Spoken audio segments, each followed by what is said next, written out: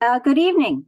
I'm Linda Miller. I'm the chair of the Concord Planning Board and would like to welcome everyone this evening to the MBTA Multifamily Housing Community Forum.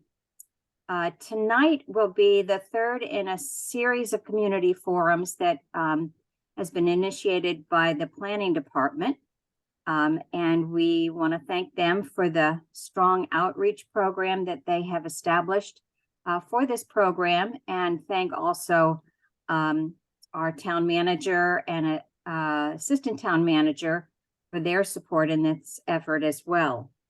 This is the third meeting. The first meeting back in June really was an overview of the MBTA Community Zoning Act.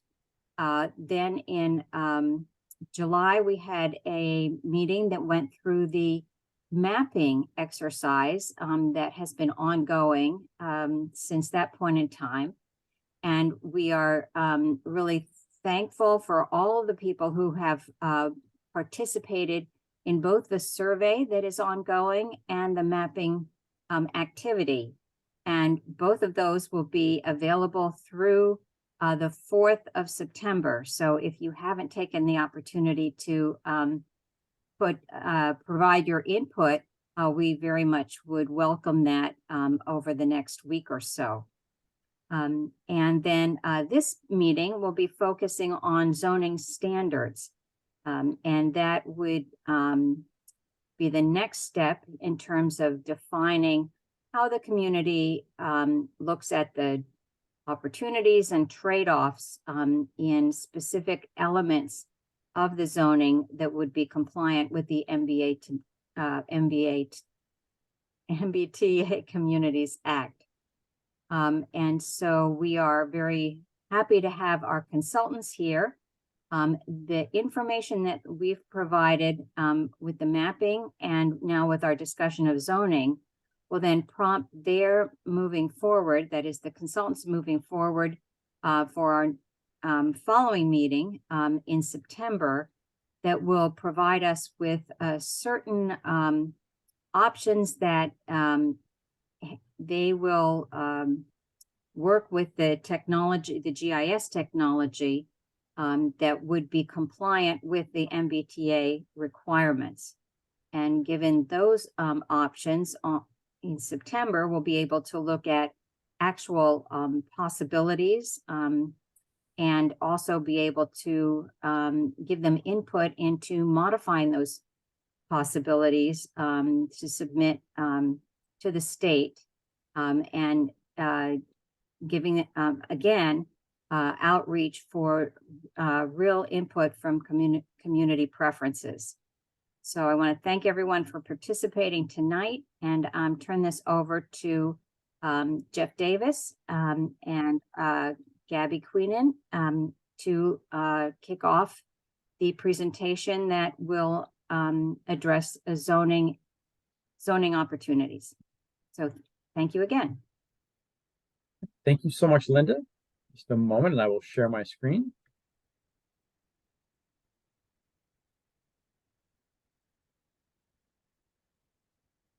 All right.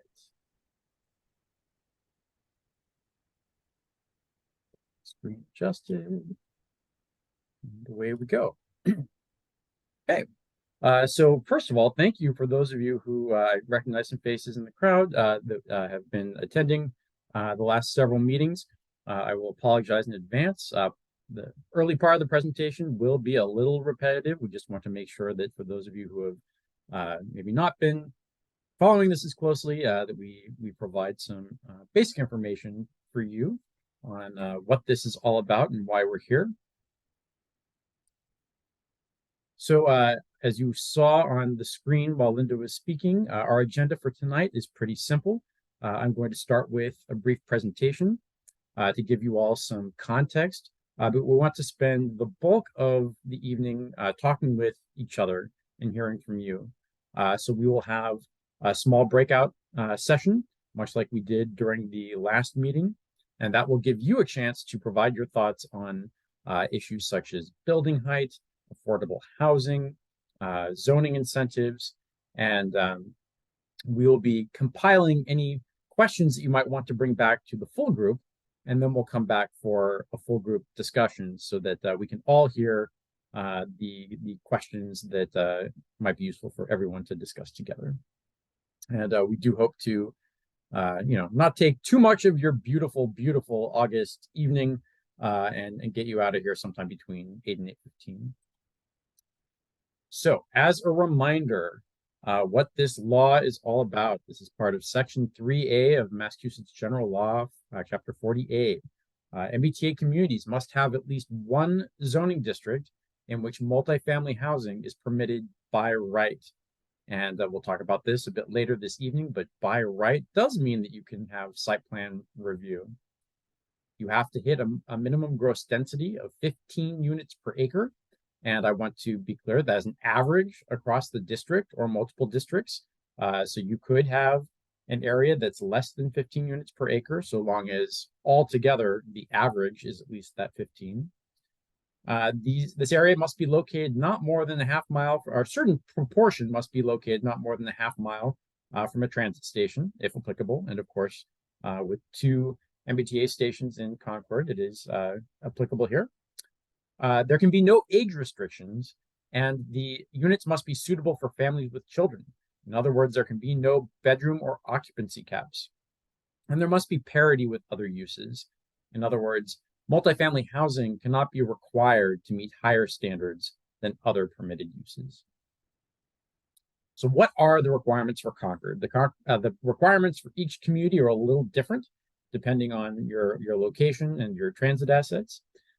Concord is a commuter rail community, which means you have a deadline of adopting zoning that complies with the law by December 31st, 2024.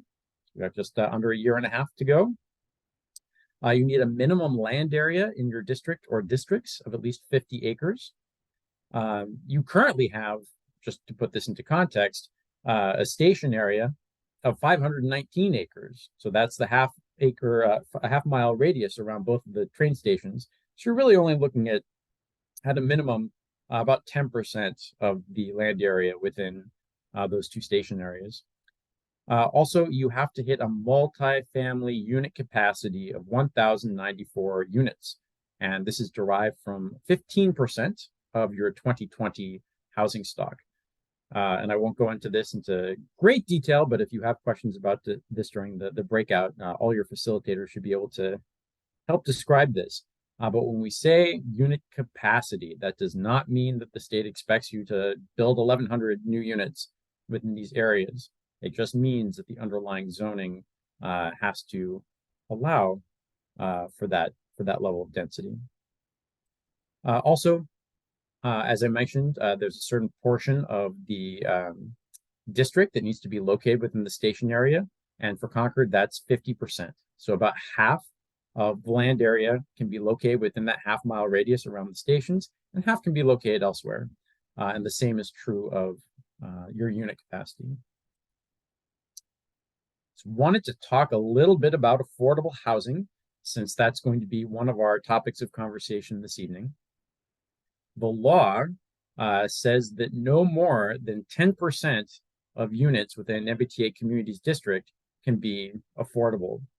And they can be targeted to no less than 80% of the area median income, or AMI. However, you do have some alternatives if you want to provide more affordable housing than this.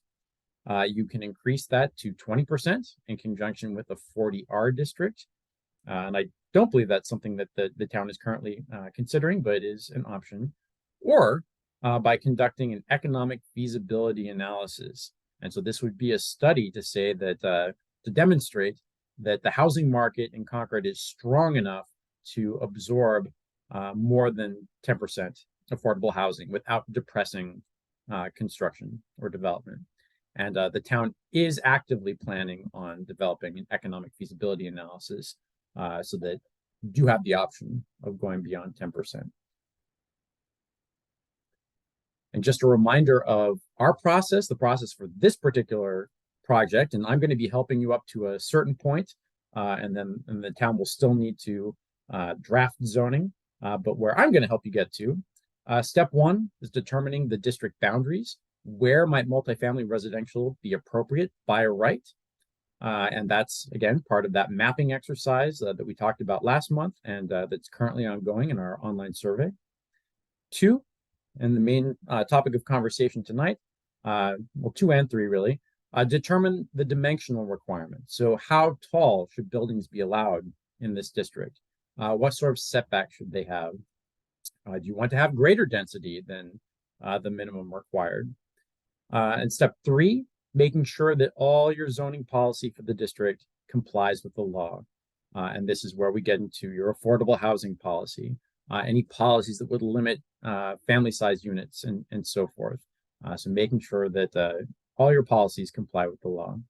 And then finally, as Linda mentioned, we are going to be working over the next month to develop at least 3 alternatives based on all the feedback we've received from the public that both meet the requirements of the law and meet the objectives of the town. So we want to come back to you with 3 different options that approach this problem a little differently, and so that you can discuss as a community which approach best represents the needs of your town. So this was a question that was asked, I think, at our first meeting together. There was a question about what does Concord zoning allow today? And currently, multifamily residential is not allowed anywhere in Concord by right. So this would be a new thing for the community. Right now, the only major option for multifamily residential development is something called a planned residential development. So this is something that a developer could propose in many different zoning districts, but it does require a special permit. And one of the tools that we're considering, the town is considering, for your MBTA zoning district is to develop an overlay district. And so we just wanted to reiterate what an overlay district is, so you get a sense of what that tool is and how it might work. So an overlay zone superimposes an additional set of regulations over an existing zoning district or multiple zoning districts. And this is particularly helpful when you want to maintain a lot of the standards of several underlying zoning districts. So you've done a lot of great work over the years in developing your zoning. We don't want to blow that up. So you can put an overlay with some common standards over multiple zoning districts. So for example, if you were to do this locally, you could develop an MBTA communities overlay district that simply allows multifamily development by right within that area at an average of at least 15 units per acre across the districts. You could set dimensional regulations specific to multifamily housing and still maintain your existing standards for other uses. So given the direction we're going and the feedback we've received so far, it seems likely that an overlay district is probably a good solution for the town. What is site plan review? So as I mentioned at the beginning of my presentation, site plan review is still considered by right. So communities can use the site plan review process to permit multifamily housing. And site plan review, in brief, is a regulatory tool that communities can use to control the aesthetics and environmental impacts of land use under zoning that could be applied to multifamily residential by right.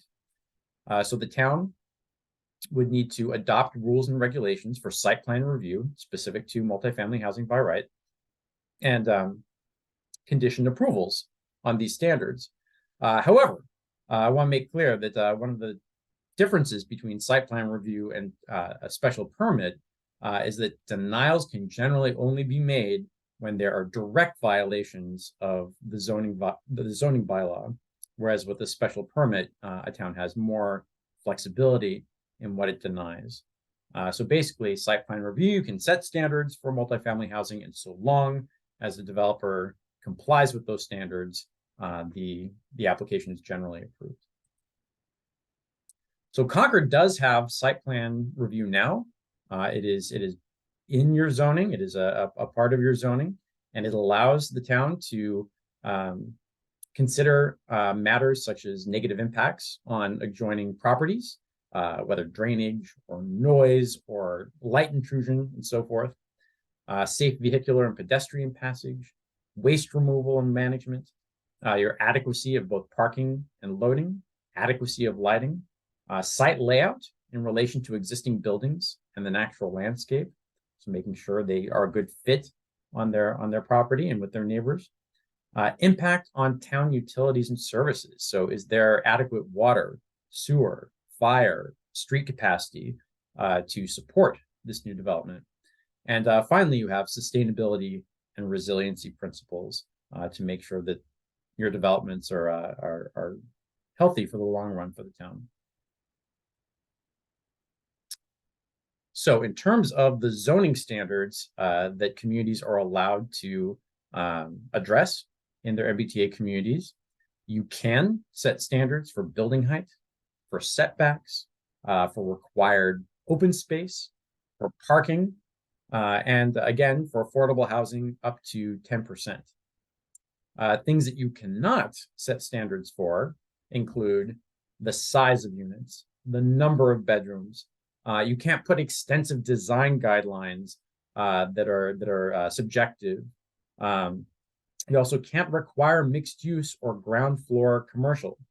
And for anyone who is a big MBTA communities nerd and has been following this very closely, the state just this past week released an update to their guidance. We thought it might allow for mixed use, required mixed use within an MBTA community's zoning district, but instead what they're allowing is if you have an adjacent separate mixed use district, the unit capacity for that district can be used to offset up to 25% of the unit capacity for the MBTA community district.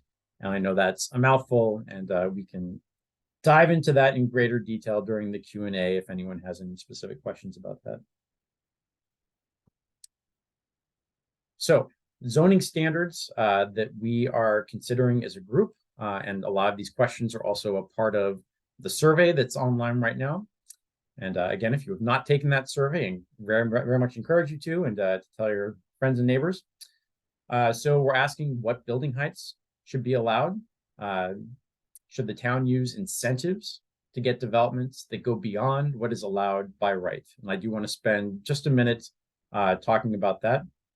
And I see there is a hand up. We'll be taking questions during the small breakout rooms, and then when we all come back together as a full group. So as an example of a way to use incentives, we could decide as a community that we're going to be okay with allowing two-story residential buildings, multifamily residential buildings by right. But then if you can allow 3 stories with a special permit in exchange for providing that ground floor commercial mixed use where you want that, for public green space, for public realm improvements, such as parks or benches or lighting. It could be an incentive to provide more than 10% affordable housing, or incentives to have more building design aesthetics, or those design guidelines that I spoke about. So anything that the law says you cannot require this, you can incentivize it. So that's one of the things we want to talk about today. If there's anything within this district that we cannot require per the law, but we might want to incentivize. And then, of course, happy to take any other thoughts you might have on zoning standards tonight. So again, very quickly, online survey up through September 4th. This includes questions about preferred locations for multifamily residential, building height, and use of incentives. So anything that you don't get a chance to fully express tonight, please, we encourage you to go online and take that survey to provide further details.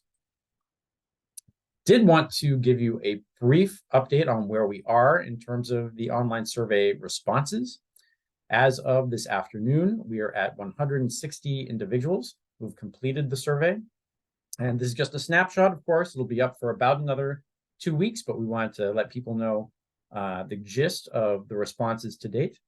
So some of the emerging themes, about 2/3 of respondents so far agree or strongly agree that the MBTA community's district or districts should be located as much as possible within a half mile of an MBTA station. So that was pretty clear. The preference was to target this to the walkable areas around the station. Just over half agree or strongly disagree that the MBTA community's district should be located approximately evenly between West Concord and Concord Center. So this people felt a little less strongly about. I think there are some folks who would be more comfortable or would be comfortable having these located wherever they make sense, regardless of the village. Again, just over 2/3 indicated that incentives should be allowed in the community districts. So there was strong interest in utilizing incentives to get things that go beyond what's allowed by rights. Other emerging themes, again, just over half of respondents so far have said that adding mixed use / a first floor commercial for a higher allowable height should be an incentive. So not a strong response, but a majority. Just under 60% disagreed or strongly disagreed that the MBTA communities district should avoid areas where ground floor commercial uses are desired. However, a lot of people were unsure or need more information about this one. Just again, not quite 2/3 disagreed or disagreed strongly that the MBTA communities district should avoid areas where naturally affordable, in other words, not subsidized housing exists today. So these are things like two-family homes, rental units, etc. So the reverse of this is majority of people feel that we should be looking at those areas to include in the MBTA communities district. Areas needing additional discussion, areas where there's some divergence in opinion from what we've heard so far. In terms of maximum building height, 16% prefer to maintain current building heights, 28% prefer to align with height of adjacent structures, only 3% prefer 1 story, 15 2 stories, and the majority of folks, just over 60%, were comfortable with 3 stories or more than 3 stories. Other areas needing additional discussion, whether MBTA communities districts should be located where multifamily housing exists today. 38% agreed or strongly agreed, 40% disagreed or strongly disagreed, and 22% were unsure. So this was an issue that was sort of all over the place. We don't really have consensus on this issue, of whether we should draw the MBTA communities district around where we have multifamily housing today. So in terms of ideas for specific sites or parcels that respondents thought might be appropriate for multifamily housing by right, we've had 38 individuals provide written suggestions in the online survey. We also have over 5,000 pins that have been dropped in the interactive map. And broadly speaking, there's been a very high level of support for locations within a half-mile radius of the 2 MBTA station areas. Also, there is some localized support for areas immediately outside that half-mile radius, in particular, areas along Elm Street near the Route 2 Rotary and on Lowell Road leading into Concord Center. I will pause here for 1 second. I think this is important.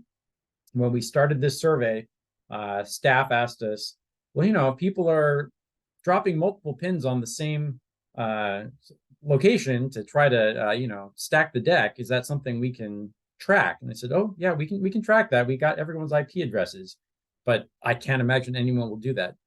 Well, somebody's been doing it, and I'm gonna say shame, shame, shame. We know who you are. We've got your IP address, and you're not gonna get your votes to count more than once.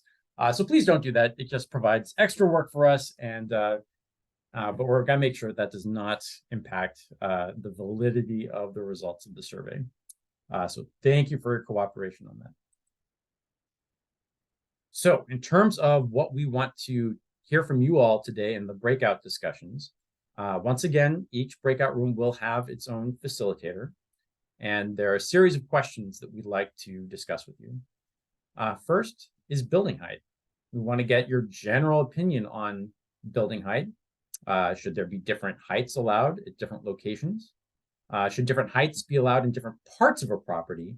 For example, closer or farther from property lines, or depending on what the abutting use is. And we want to hear why you feel the way you do. And we'll give everyone a reminder that the maximum building height in all residential districts currently is 35 feet or 3 stories. In terms of incentives, we want to get your general opinion on whether using incentives to get things we can't require by right is a good thing and something the town should explore. And again, we'd love to hear why you feel the way that you do. And again, I won't go over this again, but as a reminder, incentives can include bonus height or density. It could include tax breaks. It could include reduction in parking, etc., in exchange for other things that we want as a community in these developments. In terms of affordable housing, we want to hear from you how much of a priority it is to you to include affordable housing within the MBTA Communities District. Do you think it's important for the town to require more than 10% affordable? And what incomes do you think the town should be targeting? Do you want to be targeting less than 80% of the area median income? 60%, 50%? What do you think is appropriate to be targeting? And again, as always, we hope that you'll explain why you feel the way you do. And also, as a reminder, the town is pursuing that economic feasibility analysis to petition the state to allow for greater than 10% affordable housing within Concord's MBTA communities districts. All right. So with that, I think we're just about on schedule, and I will turn it over to Elizabeth to send us off into our breakout rooms.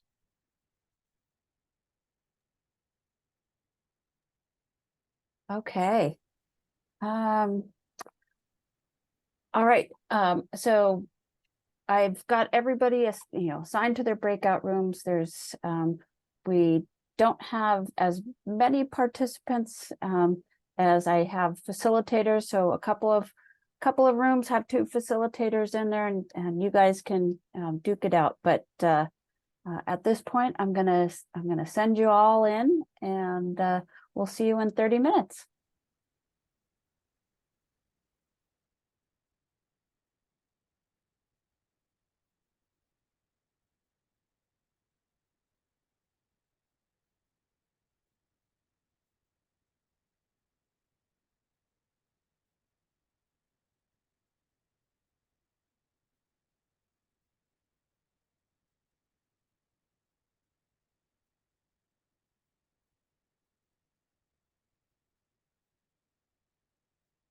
Okay, let me see if I can send you to a room. Oh, sorry, I'm late. No, that's okay. I gotta figure out how to send you to a room. Okay.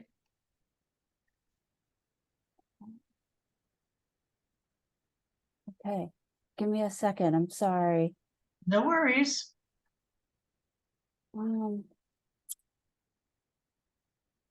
Goodness, it's not letting me send you. Well, how long do they have in the groups? Oh, okay, here we go. Okay, assign to, all right. Thank you, Carol. Okay, Alan. Hi, Elizabeth. Hi. All right, here you go. I'm sending you off. And David. Okay, and David. There you go.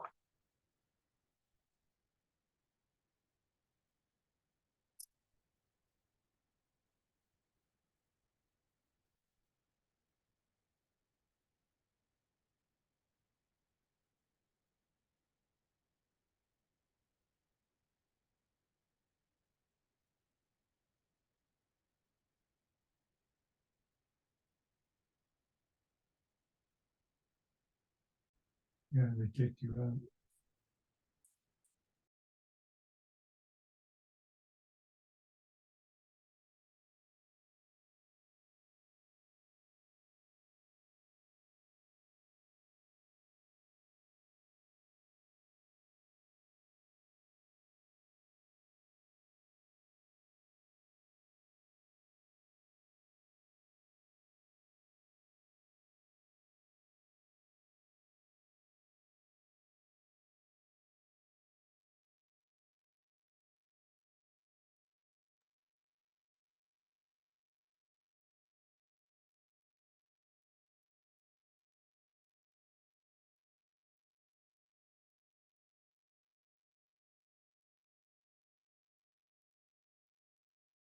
Great.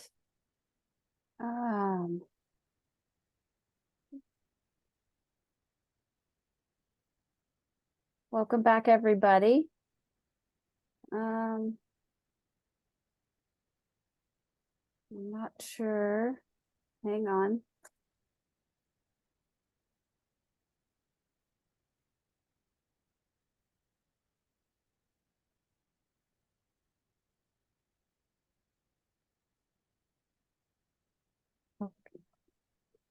All right. Can everybody hear me? Yes, okay.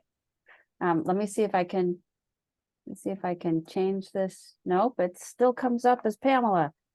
Pamela, I don't know why you keep coming up in the speaker view. Maybe because I was talking when the breakout room closed. I don't understand either. Maybe, but Click on somebody else, Elizabeth, and no, people will disappear. okay. She's on the regular screen on my screen. Okay, so when I speak, do you guys see me? Yep. Yep. Okay, well, we'll just go from there. So I hope everybody had a great session, and I'm going to start with our breakout room facilitators, and we'll start with room 1, which was Aaron. You want to just give a quick highlight update of the conversation and then any questions? Absolutely. All right. So we got to all 3 different topics, which is great. We're very excited about that. So we really talked a lot about when we were looking at the height, looking at flexibility, seeing if there's ways to make it so that there's more sort of information given to the planning staff and to the ZBA and to the people that are going to be helping to make these decisions as the experts. But they think that overall, we should be thinking probably below 4 levels. 3 levels would probably be a good height with 1 or 2 in front, sort of staggered. But the possibility of maybe looking at different heights for different locations, thinking about sort of the existing community scale and trying to make sure that it feels sort of similar to what we already have in the community, maybe looking at some of those different heights though. When looking at the incentives, some of the things we talked about were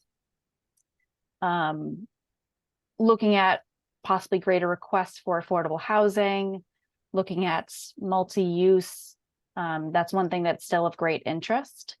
It's an important factor, especially around our transit-oriented developments, and making sure that we have mixed use surrounding our train stations. And making sure that any bylaw that is written is something that the town can live with, so that incentives possibly bring us further along, but that we want to make sure that the zoning bylaws that we are looking at overlaying are something that we would be happy with either way. Some questions that came up in that session, in that portion, excuse me, were how would incentives work for design guidelines? And how would incentives from a tax perspective work? Could they be available?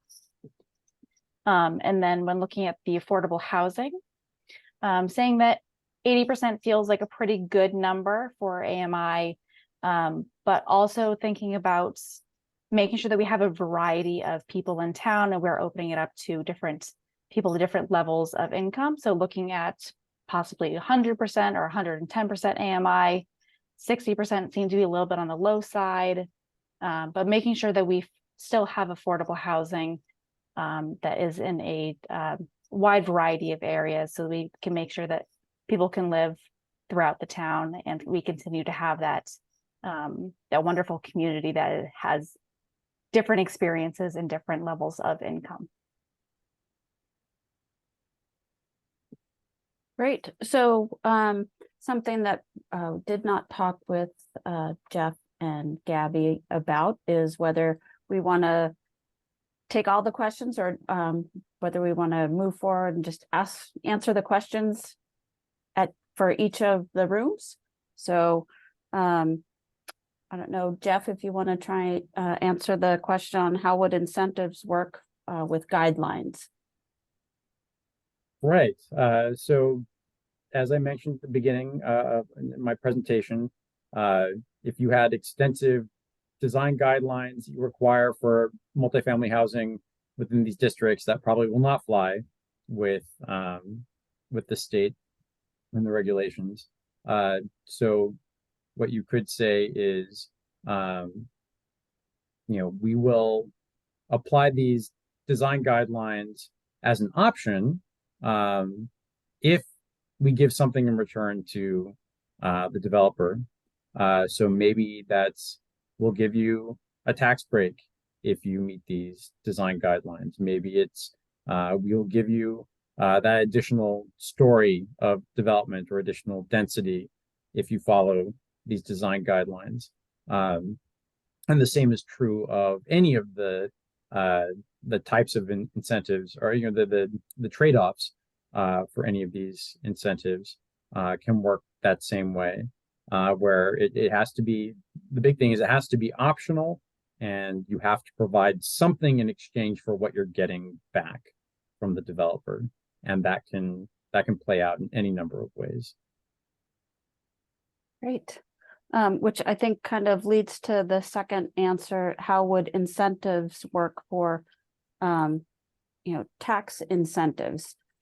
That's in my mind, a much broader question that really has, from a zoning perspective, I'm not aware of the community in zoning bylaw having that conversation of tying zoning and a tax incentive. I think that conversation is something much larger than the planning board has tried to tackle in the last few months. That would be a much more robust conversation with the select board and the finance committee, and I'm not sure we're at that point with this level of zoning. But it is an option.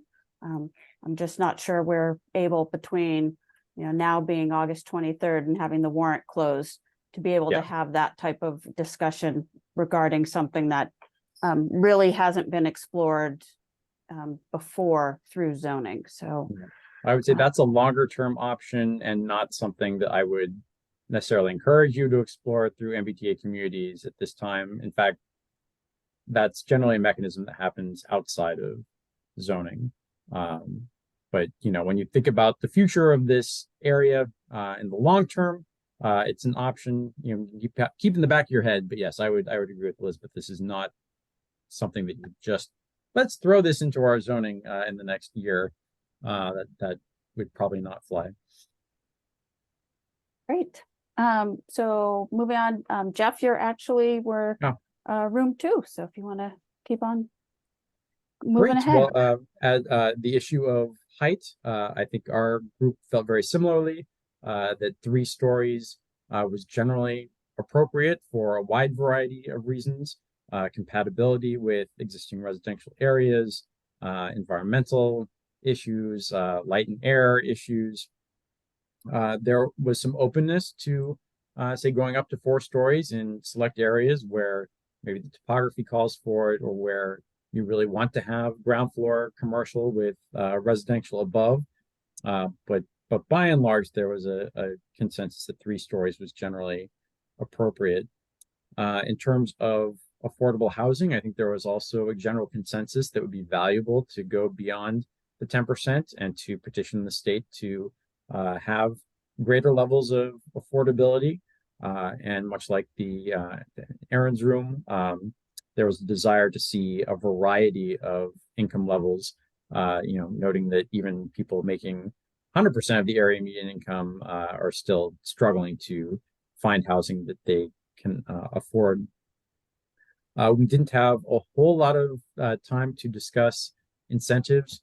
One of the things we did discuss was some of the areas with more naturally occurring affordable housing, so smaller houses, more modest units, and making sure that whatever we do, we're not encouraging those to be demolished and replaced with high-end single-family homes or really large houses, which apparently is a significant issue in many neighborhoods. But finding ways to either preserve those existing smaller homes or even convert them into multifamily housing would be acceptable. And we did not, as a group, generate any broader questions, but I'll pause. We were a small group of 4. Does anyone in my group have any questions for the whole group?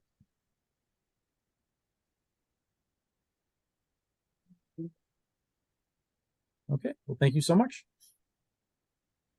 Great, thank you. Next we go to room 3, which was Mimi. Hello. It's nice to hear that the echoes of the similar kind of conversations. I felt like we had a lot to cover. Kind of one of the things that kind of resonated or maybe is easier to communicate is we sort of were prioritizing or listing out the things that we were caring the most about and some of the things that we wanted to bargain for.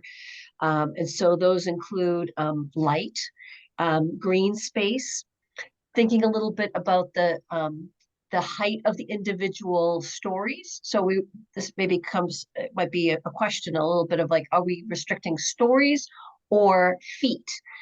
So we wanted to make sure that we didn't end up with really low ceilinged units. We wanted to have people feel like they had a sense of airiness. And that might be a factor in terms of ground floor commercial uses. We were also looking at incentivizing underground parking, ground level commercial, EV charging, and just sort of other amenities that the building might have, like air conditioning. And for us, 3 stories seemed like a great height, but thinking that we could go to 4 or 5 or potentially even higher, but 4 or 5 was kind of where people were talking about, but thinking a little bit about what are some of the ways that which we could encourage design so that it doesn't make the building feel imposing, even at 4 or 5 with like setbacks or things like that. Around affordable housing, the kind of consensus seemed like it was really about thinking about workforce housing, which maybe would put it to be 100% or even maybe of 120%. It would be interesting of like having a little bit more time with it. Some of the conversation might be about like having a mix of affordability, but sort of felt like the 80% AMI in some ways was sort of feeling that there's still a lot of unmet need for affordable even at that income level. People above that income level still having trouble finding housing.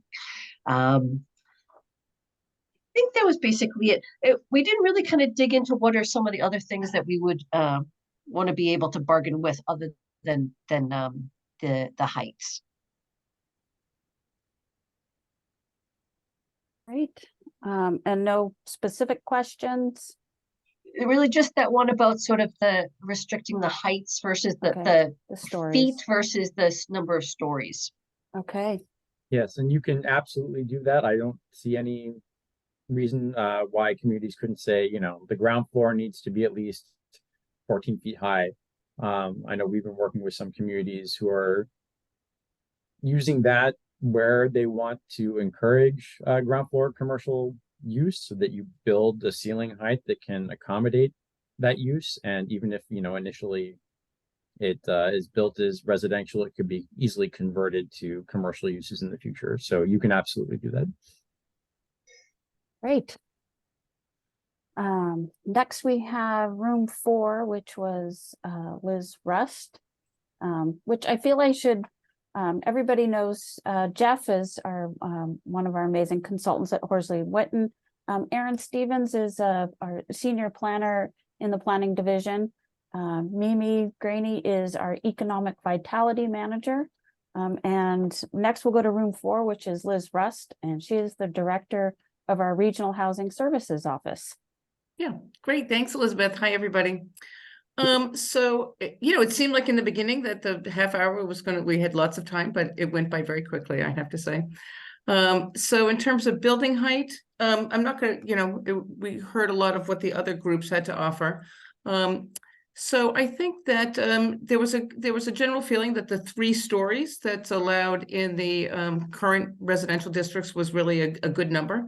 But there was some feeling also that different heights might be allowed for different properties. And what was mentioned specifically was the Baker Avenue project that's being proposed that has higher heights, and that seems appropriate for the site that it's in. So that was thought. So there is some site-specific heights that could be considered. So it shouldn't really be a blanket restriction, but allow for some thoughtful planning. In terms of incentives, everyone thought that incentives were a good idea. We didn't talk about any particular ones or what was favored more. I think the way the question was phrased in terms of incentives to as an exchange with the developer, so that the developer gets this benefit and the town would get this, and that was really understood and welcome. And also it's a way that there can be, again, more site-specific planning and more flexibility to the particular project and site. So I think that's part of what was coming through in our group, was that not all projects and not all sites are created equally. So sometimes the blanket requirements are difficult for the different projects, especially with a mixture of density where these might be located. So having flexibility for maybe through the site plan review or for the design guidelines that aren't over prescriptive, but something there would, achieve the best results. And then in terms of the affordability, so the group was in favor of greater than 10% affordability. We didn't really delve too much into the target. We noted that the guidelines really have 80% in terms of no less than 80%. So I didn't know where we looked at the 60%. We didn't really understand how that came into play when the guidelines really say that you can't be less than 80 unless it was in the economic feasibility analysis. And then there was kind of support, there was support in the town going forward with the economic feasibility analysis and general interest in to see what it would generate and produce in terms of its numbers and how that would look.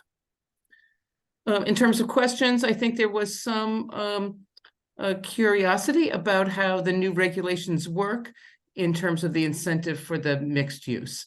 And it was pretty technical when it was being provided the overview in that, and if they could do a little bit more, whoops, I lost you already. I think that would be approved. So that's the only question that we had. All right, I will do my best. So the fact remains that an MBTA community zoning district cannot require mixed use. So we're in the same position we were when we talked about this last month, where either you can choose to develop a district that excludes areas where you want to make sure, you want to guarantee that you've got ground floor residential, right? I think one of the last groups were saying we want to be comfortable with even the by right option and not be reliant on everyone taking advantage of incentives, right? So you could say we're just going to avoid areas where we want ground floor commercial, or you could include those areas and again say by rights you're this height, but we're going to give you more height if you provide that ground floor commercial / mixed use. The only thing that has changed is that let's say you go route number 1 and you've got, again, for sake of argument, the mixed use areas of Concord Center, you don't include them in the MBTA communities district, but you've got this existing mixed use district that's adjacent to your MBTA communities district. What you can do is calculate the unit potential within that mixed use district, and you can take up to 25% off of the unit capacity that that's your target within the MBTA communities district. And I feel like I've lost 75% of you already in that explanation, and I apologize. But that's really the only difference, is you can now use a different mixed use district to offset up to 25% of your unit capacity within the MBTA communities district. So yeah, in terms of, again, in terms of the options for the town, it really hasn't changed anything. But I will also add to that, the changes in the guidelines dealing with mixed use, whatever that area that you have zoned with this mixed use, that does not, while you might get credit for 25% of the units towards your capacity requirement, which is that magical 1,094 units, none of the area that's within that mixed use zone district counts towards our area requirement for the MBTA communities. They have also said that the mixed use development has to be by right. And they threw in, you can't have any parking minimums requirements for the commercial uses. And so it's, once again, it's, the state trying to help, but in most cases, for most communities that we've talked to, it really, it really isn't that much of a help to try and make that work in this context. And the incentive aspect of things seems to be an easier way to go and think about trying to preserve or get mixed use in certain places. The other alternative as part of this conversation is certain areas, and we just had a good conversation about this at the connection hour this afternoon. Maybe West Concord Village, right on Com Ave, we don't include in the MBTA district because we really like that little mixed use village, and the same could be for Concord Center right at Main Street in Walden or something. So there's other options. So great discussion. And so next we go to room 5, and Gabby, who is one of the amazing GIS analysts at Horsley and Witten, who's helping us with this, all of these back end calculations. So Gabby, go ahead. Sure. Hi, Elizabeth. So in our group, we also ran out of time, so we didn't get to talk about the affordable housing questions, but we did have a great conversation regarding building height and incentives. For building height, similar to other groups, generally folks were most comfortable around the maximum 3-story level.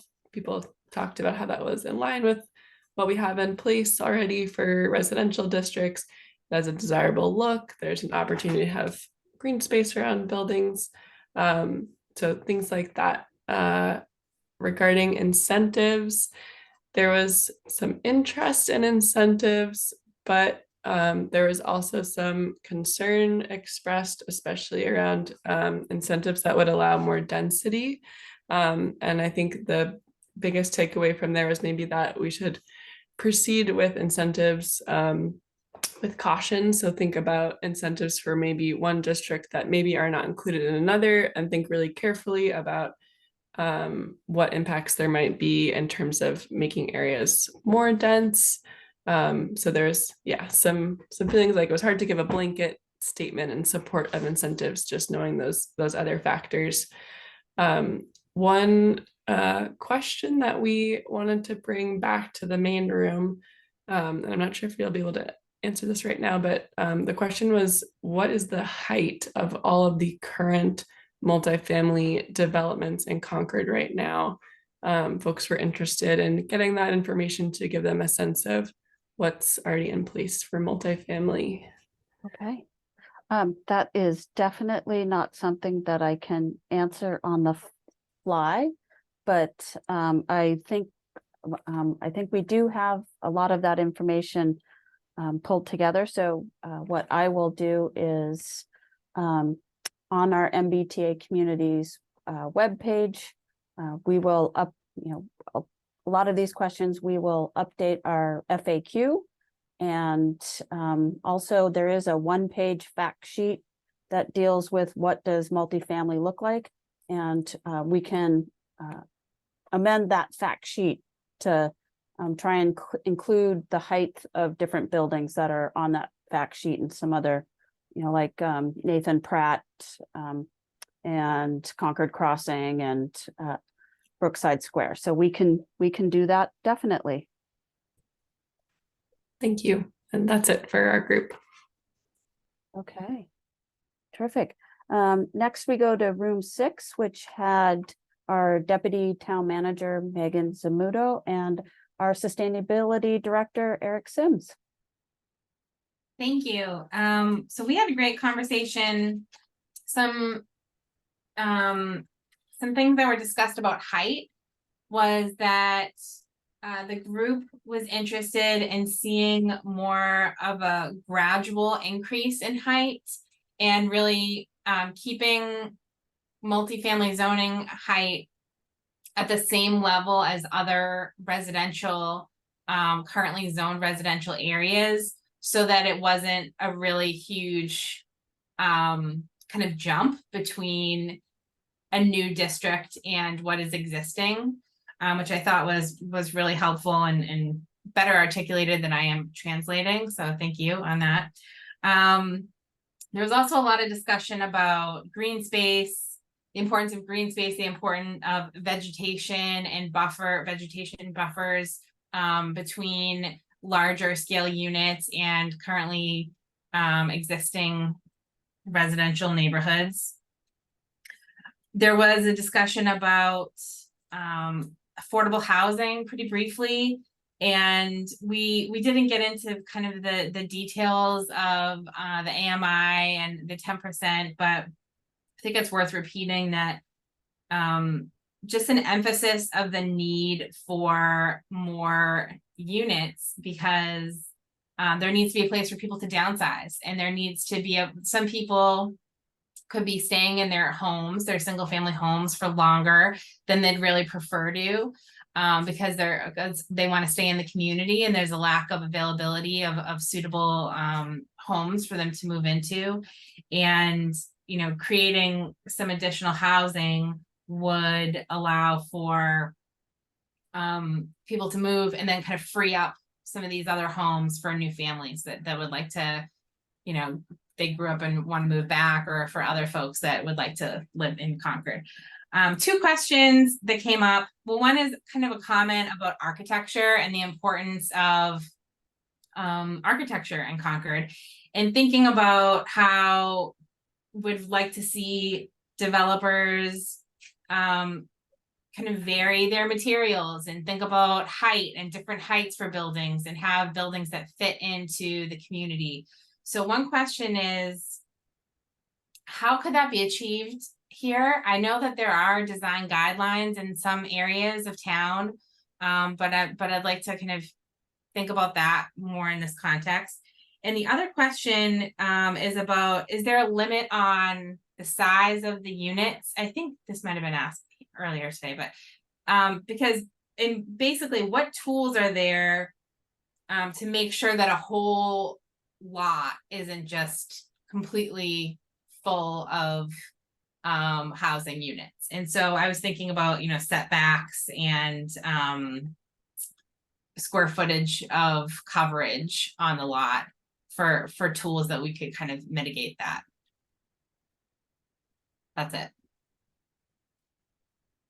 Okay, I'll take the design guideline question. So yes, there are some areas, like West Concord has design guidelines.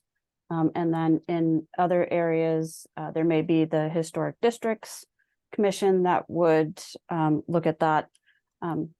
The areas in between, the planning board through site plan review process would look at the architecture and the neighborhood compatibility as far as the architecture. But there is the potential to, look at design guidelines. The issue would be, I'm not sure that that process of developing guidelines could be the same accelerated process that we're having to go through for the zoning. But, I think there's a lot of communities that are still trying to grapple with this. So, we're still all learning. But right now, the review of architecture would be through the actual site plan review process. And then Jeff, I don't know if you want to take the next question about Sure. lot I mean, coverage and. Yeah, so all those things are within your power. You can obviously set, all the things you have in your underlying zoning. So your setbacks, your rear yard, your side yard, your lot coverage. You can have a requirement that a certain percentage of the lot needs to be open space or common recreation areas. So all those things you can do. What becomes iffy with the state is if you have design guidelines that you're trying to enforce in a way that is subjective, right? So it's okay through your site plan review to say we have very specific design standards that you need to meet, and those are things that are numerical, things that can be concretely, did you do this, yes or no?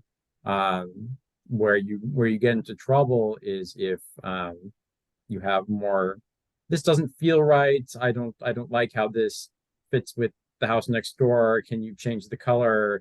If you get to that level of detail, the state is going to frown upon that. So I think there's definitely room for concrete, measurable design standards that you would develop through your site plan review process. Great, thank you. And then we moved to room 7, which was Lily Link with our Citizens Housing and Planning Association, CHAPA, our community engagement specialist, and Stefan Bader, who is a housing advocate. And I always get the 3 mixed up. Stefan, you're on the Concord Housing Development Corporation or Concord Housing Foundation? Authority, Housing Authority. Concord Housing Authority. See, I knew I'd get it wrong. It's okay. There's a lot of organizations. Stefan, do you want me to summarize the notes and you can add any comments? Please take it away, Lily. Thank you. Great. So we had a lot of similar conclusions to other groups around height. Folks agreed that it was really context sensitive. The height should be consistent with the heights around it. So in some places that might be higher and in some places it might be lower. They want the cleanest district possible that really tries to, meet the compliance standards while also ensuring that the community can see the type of development that you want to see and really be able to lean on some of those incentives. And if that means making the district bigger, then people are comfortable with that. There was talk about, the potential for really leaning into this opportunity and creating walkable neighborhoods, both expanding those that you already have and even potentially creating a new one, which I think is a, you know, a very exciting idea for how can people love West Concord, they love the other Concord Center stop, but what if, you know, if there was a potential for another mixed use neighborhood somewhere else in the community where other folks could also get that benefit of the proximity of, you know, shops, services, retail, et cetera. When it comes to incentives, there were sort of two main priorities that folks wanted to incentivize, one being affordable housing and the other being mixed use development.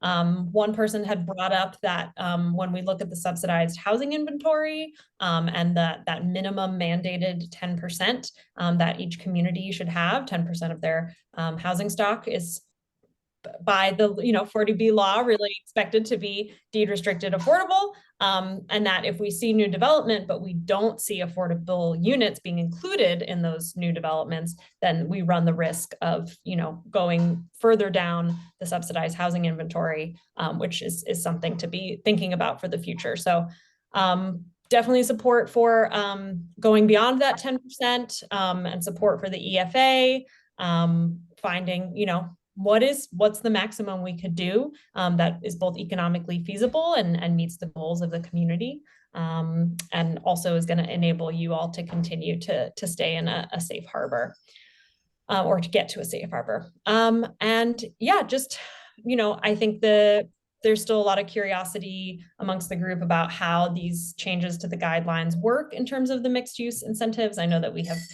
addressed that a number of times throughout the night, but that was just something that came up in our group as well. Great. So I think to follow up on the changes on the mixed use guidelines, I think Aaron and I will probably be working on pulling together one of our one-page fact sheets, and hopefully that will be helpful. And then our last room, room 8, was Linda Miller, our planning board chair. Yes, we had a lot of different views in our group. Everyone was comfortable with 3 stories, as almost everyone else has mentioned as well, but could remember, everyone could recall various locations in town that are 3-story. Everyone seemed to be fairly comfortable with 4 stories, and like the idea that some of these locations are hidden from the road and not so prominent, based on over time there's been growth of vegetation and landscaping around them. In terms of density, had a strong proponent for the environmental benefits that increased density would provide, and so that was one supportive. But on the other hand, there was a great deal of concern with density and congestion, and I think really the question was, should we avoid certain streetscapes where we know there's safety issues currently in Concord based on traffic patterns? And would that be possible to take into consideration perhaps in our planning? We didn't get a lot into the issue of affordable housing, but there seemed to be some sentiment that that was an appropriate area to move forward. And in terms of incentives, we didn't have a great deal to add in terms of the discussion there.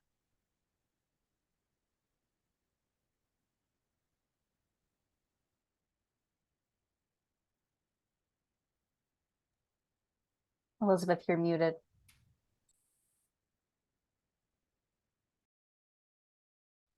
With that, that's the end of our breakout session wrap up. Thank you, Aaron. And I think the next we have, at least some time for if there's other questions that popped up during this discussion. Linda, if you want me to facilitate, just if people want to use the raised hand function, and we'll give it our best shot of answering questions. And we'll start with Pamela Dritt. I know that they use some kind of measurement of average size units to figure out if we have reserved enough space to make the platter subject to all the rules Right. big enough. And so can we get some idea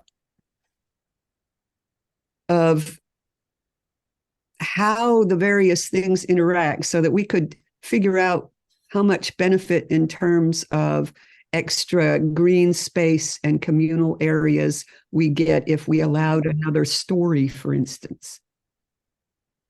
Good Would question. allow the amount of land that we have to reserve for this to be smaller. In other words, more space for the kind of things we already have of mixed use and things that we want to increase. Okay. I think that is a great question for Jeff and Gabby.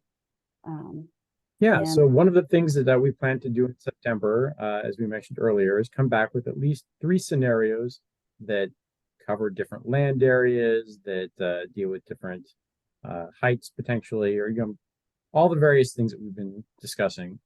And one thing that we will do is, since that one will be in person, we have this compliance model, which is a spreadsheet that the state has created to run these calculations.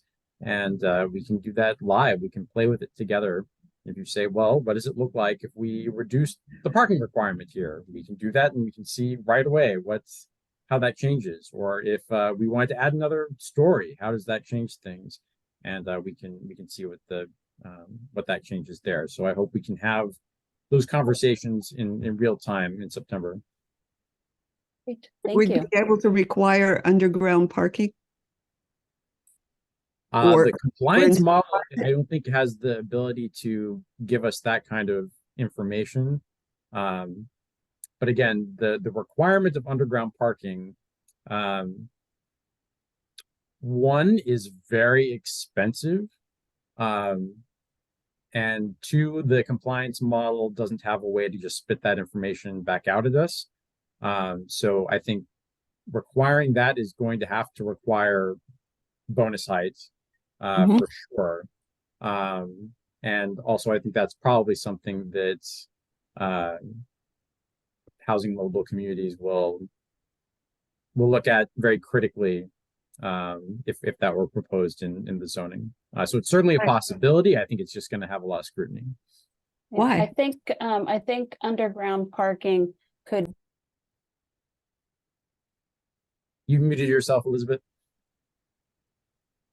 I think underground parking could be an incentive. I don't think it could be a requirement because of the cost. It's at least $10,000 a space. And I think the Probably state 40,000 these days. 40,000 these days. I think the state would not accept our zoning, and because they would look at that requirement as basically making it uneconomic for somebody to build a by right multifamily development. So it could definitely be an incentive, but I don't think we could make it a requirement. And next we have, is it Jeannie Griffith? Yes, Jean, thank you. Oh, Jean. So, yeah, it's fine. So my question or comment is, I haven't pinned the map yet, so maybe we already have this, but do we have on the map any way to mark off where we cannot build? For example, like if you drew a circle around the Concord Thoreau Street Depot, you would include French's Meadow, which I don't want to build there, but that's an example. Like you can't build there because it's a wetland, it's right next to the river, yet it's within that circle. Is there any way to mark that off, so we're not, inadvertently saying like, oh, that looks like a great place to build. So the state is So we can already see where- included in where the is actually mapping. buildable. The state is already included in the mapping areas that are excluded. So wetlands and areas of other environmental concern, you'll see on that map are already marked as excluded. We also have, and I don't believe it's on this map, but we do have the mapping layers that we're taking into consideration. Sensitive areas that aren't necessarily off limits, but would be wise to avoid. So we do have all those mapping layers, and we'll be taking all that into consideration. We're hoping to be, with this survey, more proactive and asking people where they would like to see things. But of course, if they are excluded or have other concerns, we are aware of that, and we'll take that into consideration. So, Thank you. Stefan Bader. I just had a question / comment on the design guidelines. I'm thinking that the type of design guidelines we came up with for the Thoreau district might be applicable to larger lots. So we're not talking about siding colors for something that's a 3 or 4 family, but we are talking about building facade modulation if you have a side that is more than 100 feet in length or something like that, so that it's not discriminatory, but it does kick in relation to bigger projects where it would be appropriate for it to kick in. And again, so far as you're able to have very measurable standards like that, where X number of feet, you do this, a gable has to be this angle, those things are generally okay. I can't give you a straight yes or no. That's something that housing and livable communities gonna have to decide on. But generally speaking, if it's concrete and measurable, you have a much better chance of getting that through. Thank you. Is it Amity? Yes, thank you. I think similar, just thinking again about incentives. One other thing, and I think this speaks to Pamela's point of, sort of thinking about underground parking. I love the idea of not creating more pavement, especially impermeable space in this town. I think I do worry that underground parking, especially in Concord, for environmental reasons, just not going to work in terms of us being in, a basically very, very high groundwater floodplain area. But I do, in terms of thinking about incentives to, I think in terms of the long-term resilience of this town, we should really be thinking about worrying about creating more impermeable space in this town, and that might be something to think about, how to incentivize thinking about that and minimizing that as we are talking about creating sort of higher density situations where we're going to have a lot of potentially lots of additional living space, and what that means for providing sufficient access and parking it, but without creating more impermeable ground. Great, thank you. Mark Howell. Hi, this is kind of a technical design question, but is the sky exposure plane concept in use anywhere in Massachusetts? I know that the community where my parents live, it's available and used to help kind of drive the taller parts of buildings back from the lot edges and ensure that light falls onto adjacent parcels and so forth. Is that something that we would be able to think about incorporating? Off the top of my head, I can't name a community that actually has that in, but I can put the question out there. you referred to it as the sky exposure plane? Yeah, it's a Okay. it's a technical term, and just sky exposure plane basically is this notion that when you're standing at the edge of a lot line, there's a certain angle Right. at Right. which you can see the sky Yep. past any building. So it kind of tends to mean that you can mass the buildings higher the further back you go from the lot line edge, and might be appropriate. I just was wondering Which- whether it's something that yeah. we'd be able to write in. Which that may, I can see from a planning perspective that the use of that is probably more easily implemented in areas where the historic development pattern isn't little 10,000 square foot lots around villages where, you know, technically you couldn't even do, you know, a 35-foot story building, you know, without there being some shadowing of adjacent properties. But I can put it out there, you know, mass planners listserv and see what kind of response I get and let people know. Thank you. Yeah. Casey Winslow. Thanks, Elizabeth. So putting aside the fact that the multifamily zoning will become a part of an overlay, aside from that and any incentives, can we just leave all of our height restriction zoning, you know, setbacks, FAR, all that in place and then just have exceptions? That was my question. So not exactly.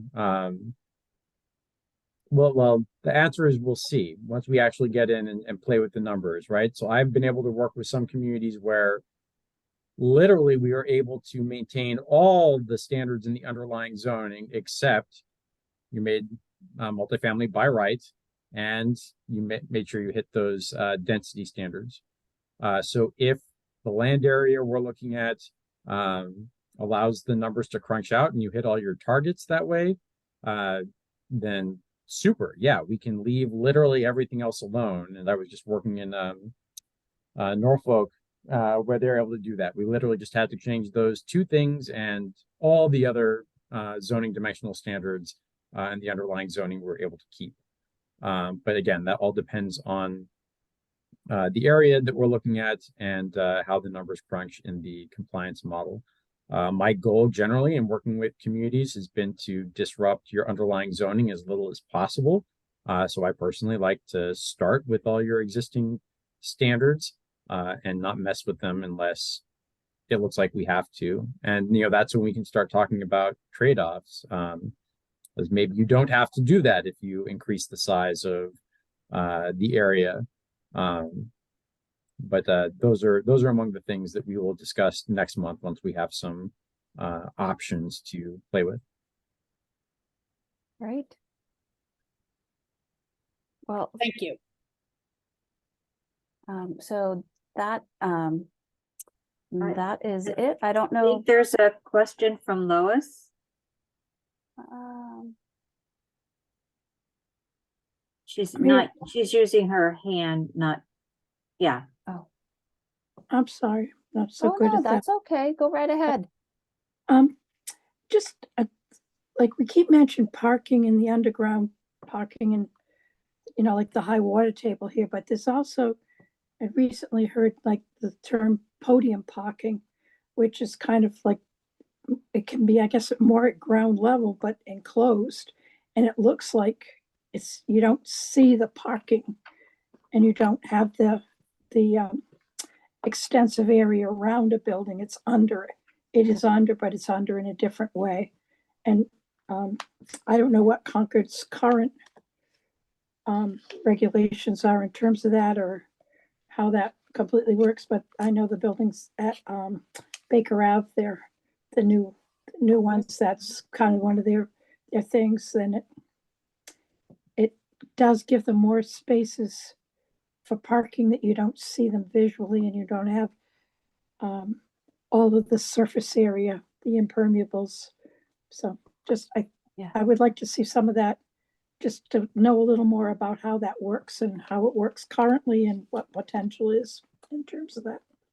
Okay, so just real briefly, so underground parking would be similar to Brookside Square off Beharrell Street, where the parking is actually, underground, and the first floor of the building is the first floor as you come in off the street.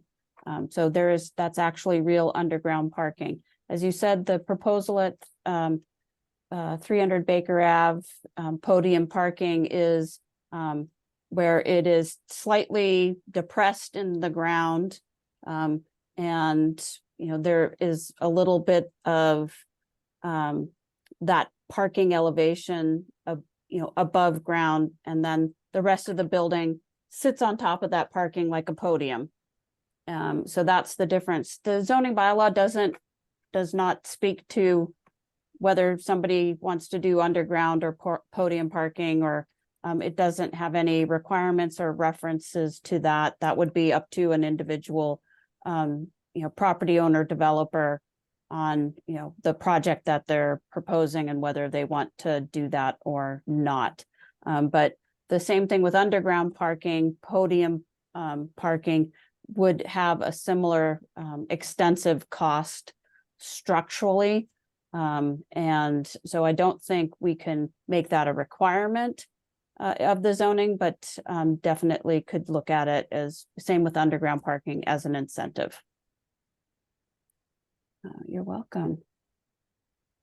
So Linda, I don't know, I'll turn it over to you, and we have the next step slide that I can share if you want. Great. Well, again, I just would like to say from the planning board and the planning department and the town that's represented here, we really appreciate everyone participating with this outreach program. You can see we've come a long way from our first understanding of the MBTA, even though they're somewhat changing the rules on us halfway through the game as it is.